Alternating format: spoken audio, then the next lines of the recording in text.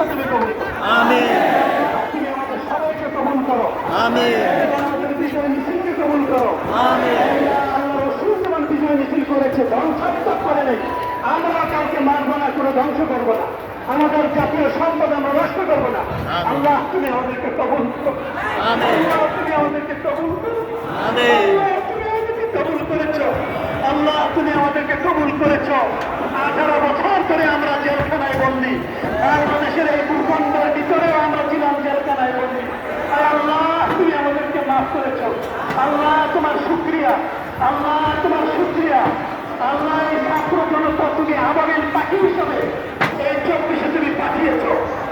বিএনপির পক্ষে, জামায়াতের পক্ষে, চরমনের পক্ষে, আমাদের কারোর পক্ষেই এই খুনি হাসিনাকে সরানো সম্ভব ছিল না। আমরা 18 বছর চেষ্টা করে ব্যর্থ হয়েছিলাম। তুমি আমাদের পাখি হিসাবে তুমি আমাদেরকে উপহার দিয়েছো। আমিন এই আমাদের পাখির জন্য আমরা দোয়া করি। আল্লাহ তাদের এই ত্যাগ তিনিকে কবুল করো।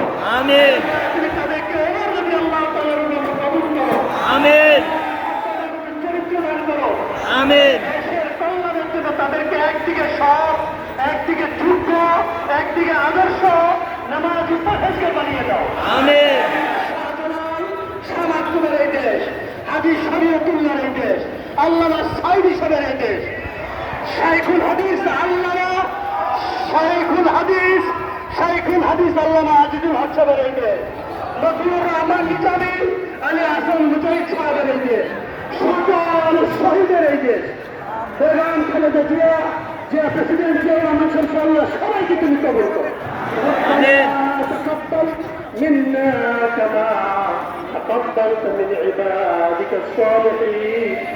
আল্লাহ আমাদের ইসলামের আলেমদেরকে কবুল করো। আমিন আল্লাহ সবকে তুমি কবুল করো। আমিন আমরা সবাই মিলেমিশে যেন একটা ঐক্যের সরকার করে দেশকে সুন্দর করে চালাতে পারে, যে তৌফিক তুমি দাও। আমিন এই ভারতে আল্লাহ সব ধরনের আগ্রাসন থেকে তুমি আমাদেরকে মুক্ত রেখো। আমিন আমাদেরকে আল্লাহ পূর্ব পাকিস্তান যেমন আমরা পাক পবিত্র, এই পাক পবিত্র রাষ্ট্র হিসেবে তুমি কবুল করো। আমিন برحمتك يا ارحم الراحمين.